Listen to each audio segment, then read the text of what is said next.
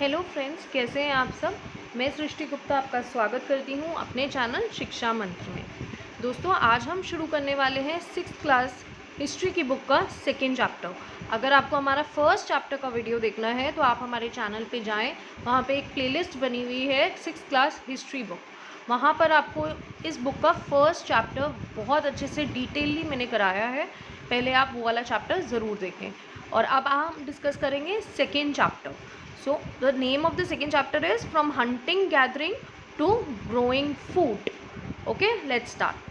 So see, यहाँ पे एक स्टोरी दी हुई है तुषार स्ट्रेंज जर्नी। ये एक स्टोरी दी हुई है जहाँ पर ये boy Tushar he was going through a train. वो एक ट्रेन से ट्रैवल कर रहा था और ट्रैवल करते करते वो ये सोचने लगा कि लोग जब ट्रेन्स नहीं होती थी, जब बसेस नहीं होती थी, तो लोग ट्रैवल कैसे करते थे और क्या वो सारी उम्र एक ही जगह पर रह के बिताते थे। तो क्या ऐसा होता था? आप मुझे बताएं कि जब कम से कम 150 साल पहले की अगर हम बात करें तो क्या 150 साल पहले हमारे पास कुछ होता था? हमारे पास बसेस, ट्रेन्स, ये सब चीज़ें नहीं होती थी और उस टाइम में भी लोग ट्रैवल करते थे। यहाँ तक कि अगर हम बात करें 2500-3000 साल पहले, तब भी लोग ट्रैवल करते थे। बस उनके ट्रैवल करने का मीडियम, एक मोड जो होता है ट्रैवल करने का, वो अलग होता था। ठीक है। So when people couldn't travel quickly from one place to another, did they spend their entire lives wherever they were born? No, हम ये नहीं कह सकते कि जब लोग ट्रैवल नहीं कर सकते थे क्विकली, मतलब ट्रैवल तो वो कर सकते थे लेकिन इतनी जल्दी नहीं जा सकते थे जितनी जल्दी आज हम प्लेन से या किसी भी ट्रेन से चले जाते हैं। सो आप समझ सकते हैं कि जब लोग ट्रैवल बहुत जल्दी नहीं कर सकते थे तो भी लोग ट्रैवल करते थे। अब उनकी ज़रूरतें अलग होती थी। आप समझिए 2.5 साल पहले लोग इसलिए ट्रैवल नहीं करते थे कि उन्हें घूमने जाना है या उन्हें कहीं का हिल स्टेशन देखना है या वो अपनी लाइफ में बहुत ज़्यादा आजकल काम कर रहे हैं तो थोड़े दिन रिलैक्स के लिए, एक वेकेशन के लिए उन्हें जाना है। वो उसके लिए ट्रैवल नहीं करते थे, उनके रीजंस अलग होते थे। लेकिन travelling first day of life से स्टार्ट हो चुकी थी, यानी कि जब से लोगों ने, हमने देखा कि एक इंसान बनने शुरू हुए और इंसान मूव करने शुरू हुए, तब से ट्रैवलिंग है। और ना सिर्फ इंसान, एनिमल्स भी ट्रैवल करते थे। ठीक है। और वो क्यों ट्रैवल करते थे वो हम आगे डिस्कस करते हैं। The earliest people, why they on the move, why were they on the move, क्यों वो लोग मूव करते थे, क्यों वो एक जगह से दूसरी जगह जाते थे। सो यहाँ पर देखिए, we know about people who lived in the subcontinent as early as 2 million years अगो।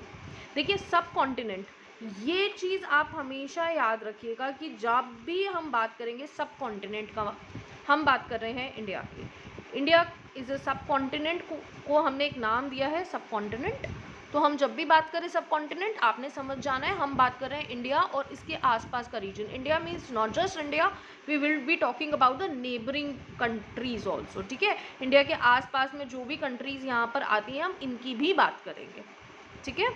चलिए, as early as 2 million years ago, यानी कि हमें मालूम है कि हमारे सब कॉन्टिनेंट में लोगों ने रहना तकरीबन 2 मिलियन ईयर्स अगो पहले शुरू कर दिया था। इसके प्रूफ्स हैं हमारे पास। ठीक है। So today we describe them as hunter and gatherers. और आज उन लोगों को जो 2 मिलियन ईयर्स अगो पहले से हमारे सब कॉन्टिनेंट में रह रहे हैं, उनको हमने नाम क्या दिया? Hunter and gatherers. Hunter and gatherers नाम क्यों दिया गया उसका रीज़न नीचे दिया हुआ है। The name comes from the way in which they got their food. So Hunter and gatherers नाम देने का मतलब ही ये था कि किस तरीके से वो अपने खाने को जमा करते थे, किस तरीके से वो अपने खाने को इकट्ठा करते थे, उसी तरीके के नाम से उनको नाम दिया गया। ठीक है। Generally they hunted wild animals. वो क्या करते थे? They hunted wild animals, caught the fish and birds, gathered fruits and roots, nuts, seeds, leaves, stalks and eggs. तो अब आप समझ सकते हैं, हंटर गैदरर्स। हंटर मतलब वो हंट करते थे, वो वाइल्ड एनिमल्स को हंट करते थे। वो क्या करते थे? वो मछलियों को पकड़ते थे, बर्ड्स को कॉट करते थे, पकड़ते थे इनको।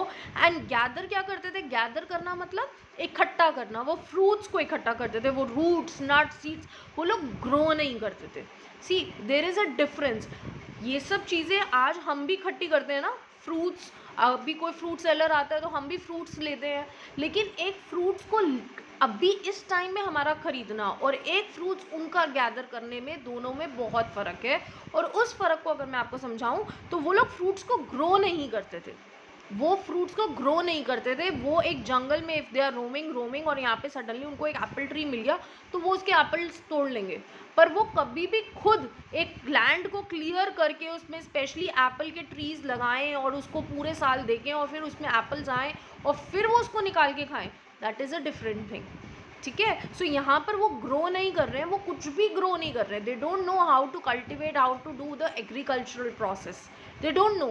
तो वो सिर्फ चीज़ों को गैदर करते थे, जहाँ अगर वो जंगल से जा रहे हैं उन्हें जो कुछ भी मिल रहा है वो उसको इकट्ठा करते रहते थे और फिर अपना खाना पकाते थे। इसीलिए उनका नाम क्या लिखा गया था, hunter and gatherers. Okay, now hunter gatherers moved from place to place, there are many reasons for this. अब हम कहते हैं कि हमारे सब कॉन्टिनेंट में 2 मिलियन ईयर अगो पहले से लोग रह रहे हैं, 2 मिलियन साल हो चुके हैं, उससे पहले से लोग हमारे सब कॉन्टिनेंट में रह रहे हैं। कौन से लोग रह रहे हैं, हंटर एंड गैदरर्स रह रहे हैं। हंटर एंड गैदरर्स उन्हें क्यों कहा गया, क्योंकि वो अपना खाना हंटिंग से और गैदरिंग से कलेक्ट करते थे। अब हम पूछते हैं कि भाई वो क्यों मूव करते थे, रीजंस क्या थे कि वो एक जगह से दूसरी जगह जाते थे। तो वो रीजंस को अब हम डिस्कस करते हैं। First, if they had stayed at one place for a longer time, they would have eaten up all the available plants and animal resources. Very simple point to learn कि अगर आप सोचिए Hunter and gatherers, मैंने आपको पहले ही इधर बता दिया कि भाई वो एग्रीकल्चर तो करेंगे नहीं। अगर ये एक लैंड का प्लॉट है और वो यहाँ पर रहते हैं, सपोज कीजिए एक प्लॉट है, यहाँ पे वो रहते हैं, एक हंटर एंड गैदरर का ग्रुप यहाँ रहता है। अब वो इस लैंड पे उगे हुए सारी चीज़ों को खा चुके, क्योंकि उन्हें ग्रो तो करना नहीं आता। सो क्या होगा ना, बिना ग्रो करे, बिना उस फसल को दोबारा उगाए वो काट के उसे खा चुके। अब वो उगेगी अपने आप, कब उगेगी नो वन नोस। तो वो क्या करते थे, वो जब इस पूरे एरिया के खाने को खा चुके हैं तब वो यहाँ से मूव करके दूसरे प्लॉट को ढूंढते थे जहाँ पे फिर उगी उगाई उन्हें फसल मिल जाए। और ऐसे करते करते वो मूव करते थे और थोड़े टाइम बाद जब वो वापस आते थे तो फिर वो जगह उग जाती थी, वो वहाँ से खा लेते थे। They don't cultivate, they don't do agriculture at all.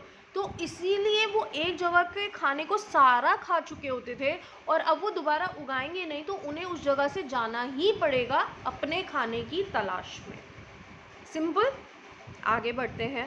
Therefore they would have had to go elsewhere in search of food. इसीलिए वो दूसरी जगह जाते थे ताकि वो कहीं और दोबारा सर्च कर सके फूड के लिए। Second, animals moved from place to place either in search of small prey or in case of deer and wild cattle in search of grass and leaves. That is why those who hunted them had to follow their movement. अब यहाँ पर मैंने आपको एक point बताया था कि उन्हें हंटर क्यों कहा जाता था, क्योंकि वो वाइल्ड एनिमल्स को हंट करते थे।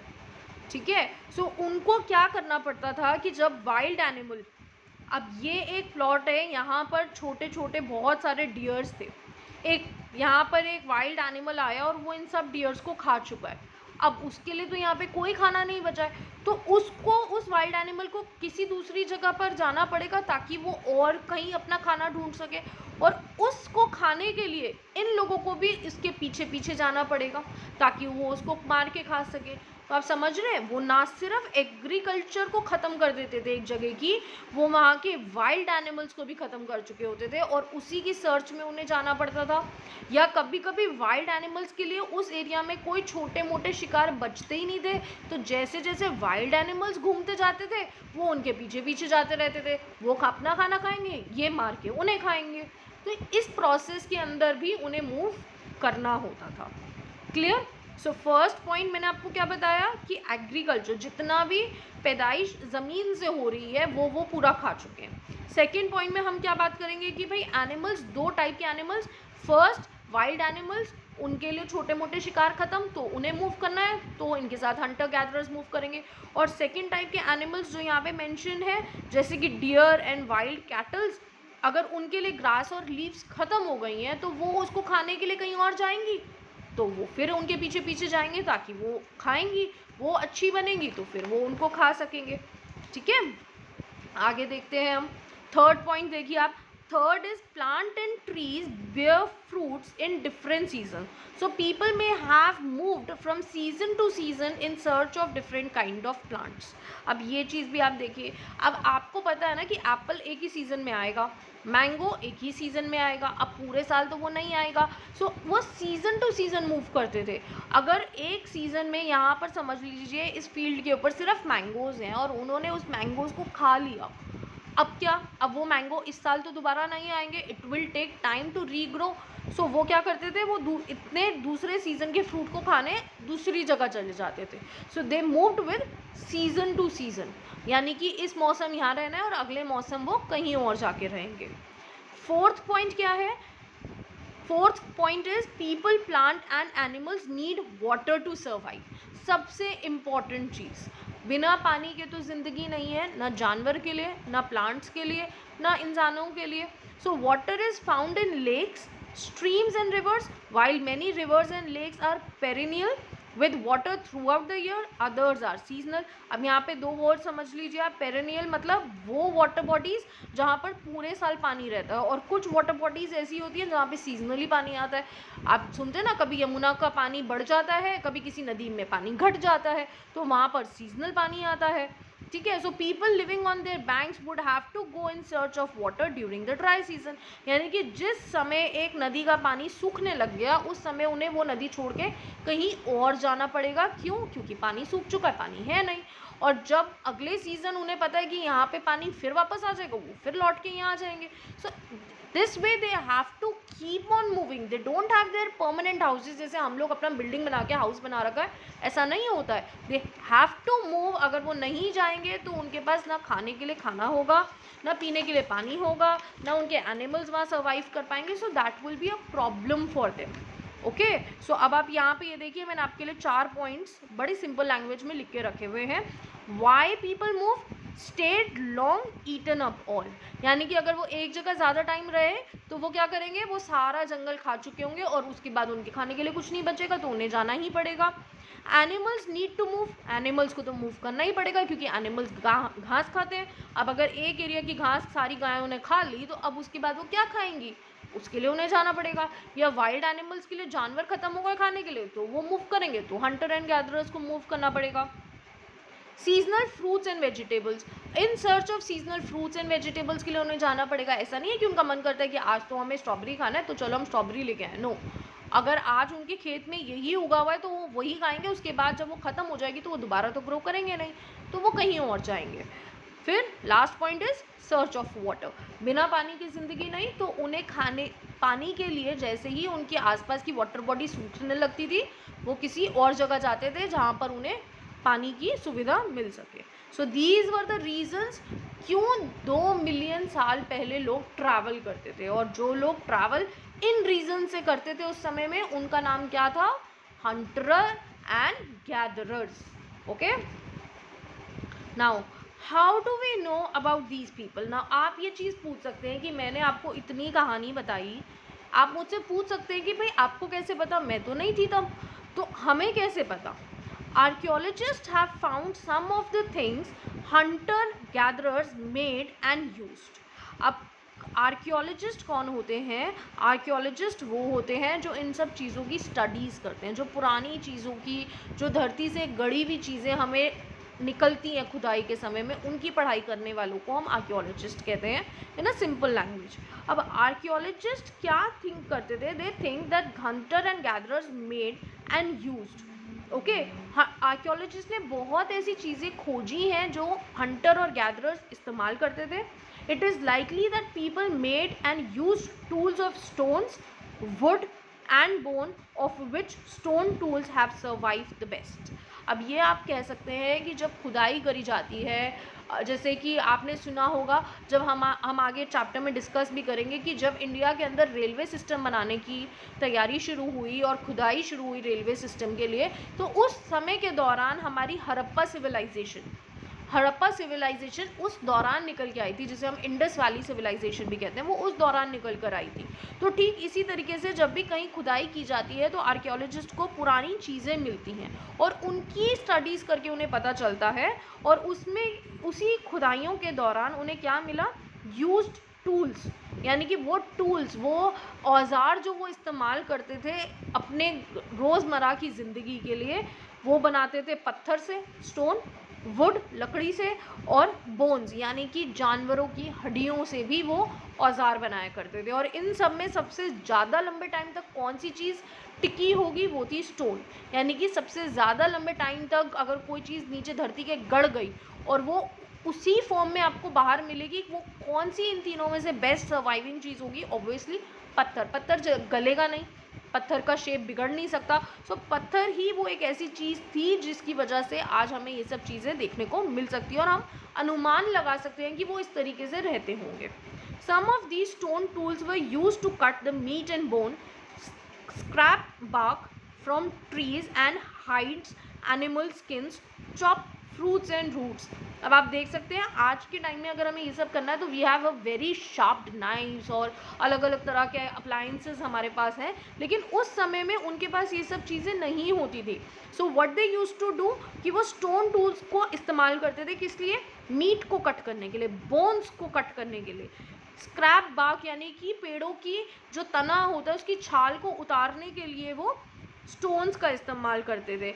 हाइड्स के लिए, हाइड्स मतलब एनिमल की स्किन, एनिमल को मार दिया, उसको खाना है तो उसकी स्किन उतारने के लिए वो स्टोन टूल्स का इस्तेमाल करते थे। Chop fruits and roots, roots को चॉप करने के लिए भी वो उनका इस्तेमाल किया करते थे। Some may have been attached to handles of bones or wood to make the spears and arrows for hunting. Other tools were used to chop wood, which was used as firewood. Wood was also used to make huts and tools. अब इस पूरे को समझते हैं। देखिए यहाँ पे लिखा है कि कुछ ऐसे टूल्स थे जो अटैच थे हैंडल से ऑफ बोन्स और वुड्स। अब देखिए आपको मैं समझाती हूँ। देखिए ये क्या है, ये डिगिंग के काम उनके आता था। This is a piece which comes for digging and this is for stitching. आप दोनों की शेप में फ़र्क देखिए, आप शेप देख रहे हैं, यहाँ से ये थोड़ा सा ब्रॉड है, यहाँ से थोड़ा सा पॉइंटेड है।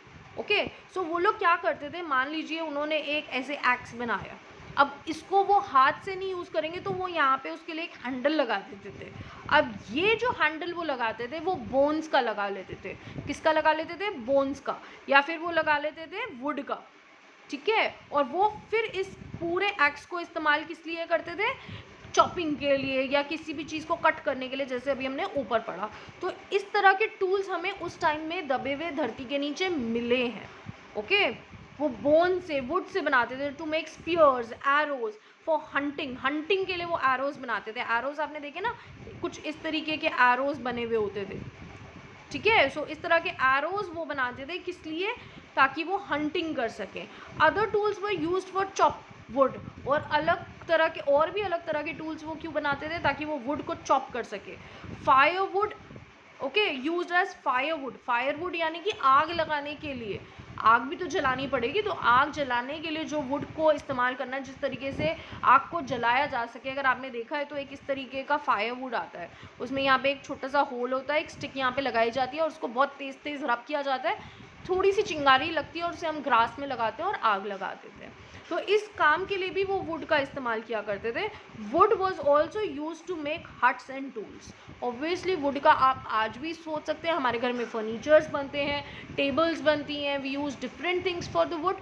तो उस टाइम में वो वुड का इस्तेमाल, लकड़ी का इस्तेमाल क्यों करते थे?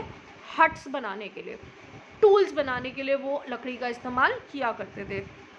यहाँ पे देखिए क्या लिखा हुआ है, स्टोन टूल्स में also have been used for left digging the ground to collect the edible root and right stitching clothes made up of animal skins। देखिए यहाँ पर वो करते हुए भी दिखा रहे हैं। इसको हम डिगिंग के लिए ऐसे पकड़ा और ऐसे ऐसे करके वो खुदाई करते थे, डिग करते थे। ठीक है, और ये जो छोटा सा आप देख रहे हैं आगे से ऊपर से पॉइंटेड है, आप देखिए यहाँ पे वो स्टिचिंग कर रहे हैं, दिखा रखा ना यहाँ पे वो। तो वो ये किस लिए यूज़ करते थे? ताकि एनिमल स्किन के अंदर वो स्टिच कर सके। कपड़ा नहीं होता था उस टाइम में, वो एनिमल स्किन को ही स्टिच करके पहनते थे। ठीक है, तो वो स्टिचिंग के काम आता था इस तरह का। ये दोनों ही स्टोन टूल्स हैं। अब आप देखिए वो उसको पहले शार्पन बनाते थे, किस वे से उन्होंने अलग अलग तरीके से स्टोन्स को अपने अनुसार बनाया है। Okay, let's move forward. Choosing a place to live in. अब सबसे बड़ा पॉइंट कि वो कैसे चूज़ करेंगे किसी प्लेस को। आपको अगर कहीं रहना है, अगर आज हम आपसे कहें कि आपको अपने लिए घर बनाना है, तो आप हर सुविधा वहाँ पे देखेंगे। आसपास हॉस्पिटल हो, स्कूल्स हो, और रोड नियर बाय हो, पब्लिक ट्रांसपोर्ट्स हो, और पार्किंग का एरिया हो। ये सब चीज़ें देखते हुए ही आप अपने घर को बनाएंगे। लेकिन उस समय में उनकी ज़रूरतें अलग होती थी, तो वो उस ज़रूरतों के हिसाब से जगह को चुनते थे अपना घर बनाने के लिए।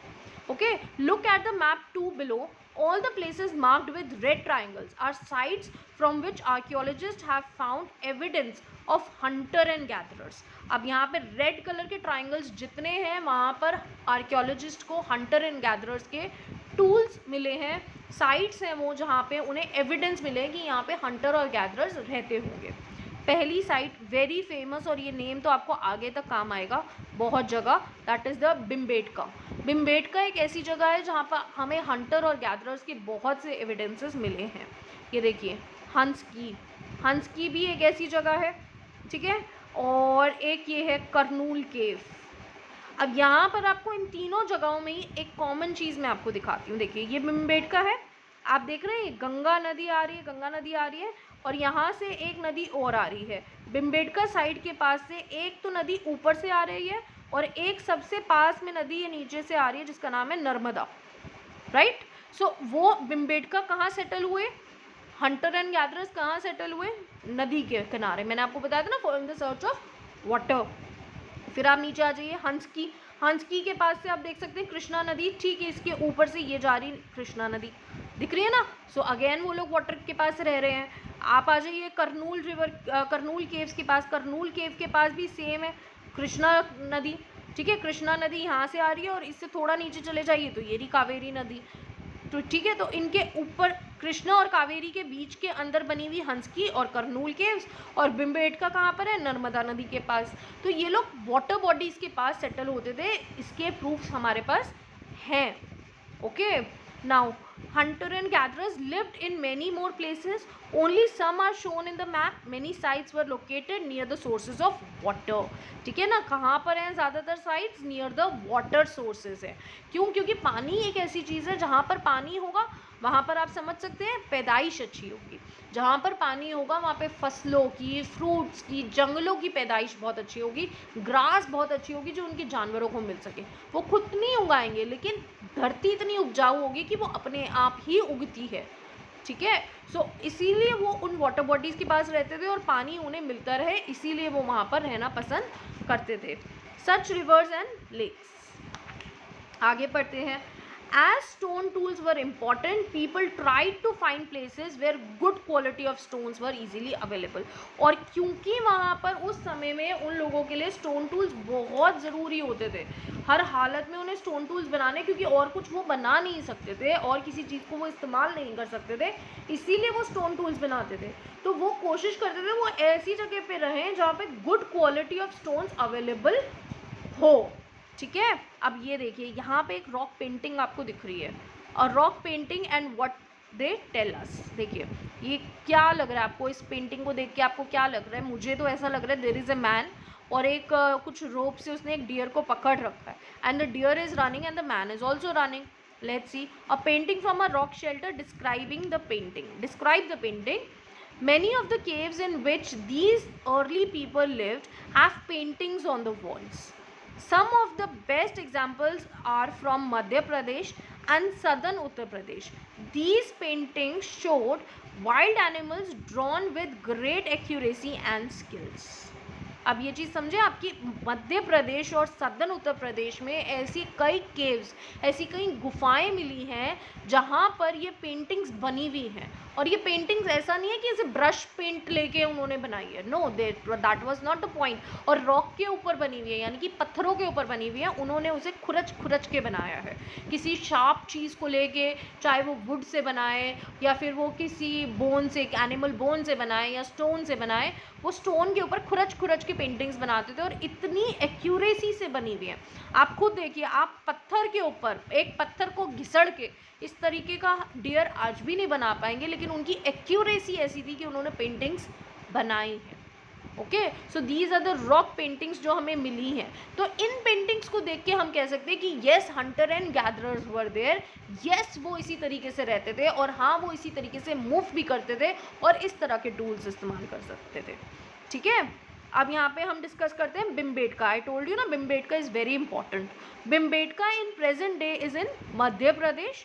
This is an old site with caves and rock shelters. ये एक पुरानी साइट है जहाँ पे हमें केव्स यानी कि बहुत सारी गुफाएं मिली हैं और रॉक शेल्टर्स।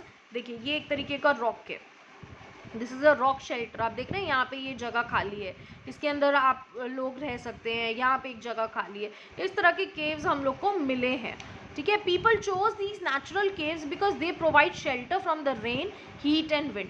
और लोग इस तरह के शेल्टर्स को क्यों चुनते थे? घर नहीं बनाते थे वो इस तरह की खाली जगहों को चुनते थे। क्यों? क्योंकि यहाँ पर बारिश का पानी नहीं आ सकता, यहाँ पे हीट नहीं आ सकती, यहाँ पे विंड नहीं आ सकती। बहुत तेज़ हवाएं चल रही है, बहुत तेज़ धूप पड़ रही है या बहुत ज़्यादा बारिश हो रही है, तो वो इन शेल्टर्स में छुप के बैठे रहते थे। These rock shelters are close to the Narmada valley. और ये सब रॉक शेल्टर्स किसके आसपास थे? Narmada valley. Can you think why the people chose to live here? अब आप सोच के देखिए वो लोग यहाँ क्यों रहते थे। हमने पहले ही डिस्कस किया ना, भिमबेटका मैंने आपको बताया ये रहा नर्मदा वैली के पास, नर्मदा नदी के पास। तो वो यहीं क्यों रहते थे? क्योंकि पानी का सोर्स भी है, उनको अपने रोज़मर्रा की ज़िंदगी के लिए पानी उनके और उनके जानवरों के लिए भी मिलता है। और जानवर जो वाइल्ड एनिमल्स यहाँ पानी पीने आते थे वो इजीली इनका शिकार भी कर सकते थे। ठीक है, और इसीलिए वो इन केव्स में रहते थे ताकि वो यहाँ पर अपनी ज़िंदगी को थोड़े आरामदायक तरीके से बना सकते हैं। और जिस दौरान वो इस जैसी जगहों में रहते थे तो वो इस तरह की पेंटिंग्स को वहाँ पे बनाते थे। और ये रॉक्स पे, क्योंकि ये पत्थरों पे बनी होती थी, तो दे सर्वाइव्ड अलोंग। तो तब तक ये आज तक जिंदा है और आज हम इन्हें देख के समझ सकते हैं कि किस तरीके की ज़िंदगी वो बिताते होंगे उस समय में। ठीक है दोस्तों, इतना चैप्टर मैंने आपको आज कराया है। मैं आप सभी से उम्मीद करती हूँ कि एक बार आप इस चैप्टर को गो थ्रू ज़रूर करेंगे। बहुत ज़रूरी है आप वर्ड बाय वर्ड अकेले बैठें और एक बार इस चैप्टर को गो थ्रू करें मेरी वीडियो को समझने के बाद। इस दर से साइट से हम कल शुरू करेंगे।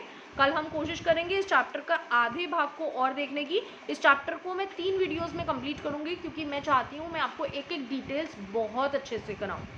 ठीक है, तब तक के लिए आप लोग प्लीज़ इस चैप्टर को पढ़ें और कल जब हम इस चैप्टर के साथ आपसे दोबारा मिलें आप अपनी बुक को अपने सामने रखें और मेरे साथ पढ़ते भी रहें। और ठीक इसी तरीके से जैसे मैंने अपनी बुक में मार्किंग की है आप मार्क करें और लिखें भी। तब तक thank you so very much.